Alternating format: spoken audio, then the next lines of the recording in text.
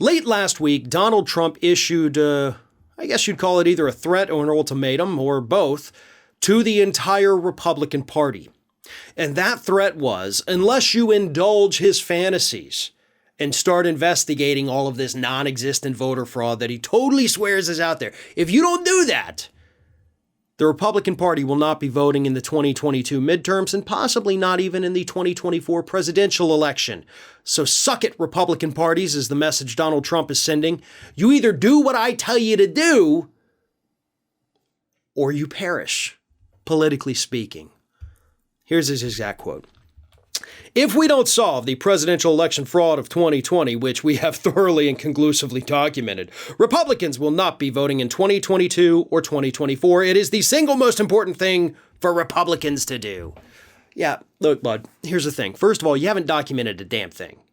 There is no documented fraud for you to be calling for these widespread audits, recounts, and decertification of the election. Simply doesn't exist. I mean, didn't your team, one, think that there were Italian space lasers possibly changing the votes? And now I think the latest news is that you thought those smart thermostats were somehow changing the votes. So yeah, you're not exactly the kind of person we should take seriously about this, especially when we now have the memos from your own campaign following the election back in November of 2020 saying all those claims put forward by your own lawyers were totally bogus. So we know you know. We know you know it's false. We know that now. We have the documents. So good luck trying to lie your way out of this. I have no doubt that you're going to, because the Republican Party is filled with morons. So, you know, you kind of have that working to your advantage. But most importantly, you would rather sink the ship that you're sailing on just to spite the captain. Because that's what you're doing here. Right? You're the guy on the Titanic rooting for the iceberg to take the ship down just because you're mad at everybody else. Like, you go down too in that point, you moron.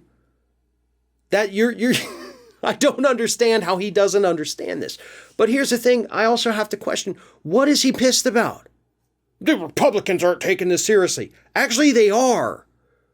Have you seen Arizona? Have you seen Georgia? Have you seen Wisconsin? Have you seen Idaho? They've all, Florida down here too now. Have you not seen that they're actually doing what you're telling them to do? Texas.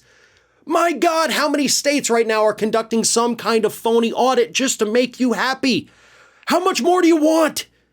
Like, what more do you need? They're already literally doing everything you've asked them to do except for overturning the election because they can't get the evidence to do it. It's never enough. And this message at this point is only for the Republican Party. It's never going to be enough, guys. It's never going to be enough, no matter what you do. Even if you came out tomorrow and overturned the 2020 election somehow and reinstated Donald Trump as president, do you know what he would say? He would say, "What the hell took you so long, you a-holes? I'm going to take this out on each and every one of you because you let me go 10 months of not being president, and now you're going to pay." That's what would happen if you were somehow able to do what he wants you to do, which you can't even legally do anyway. It will never be good enough. You want to move your party forward? Scrape him off.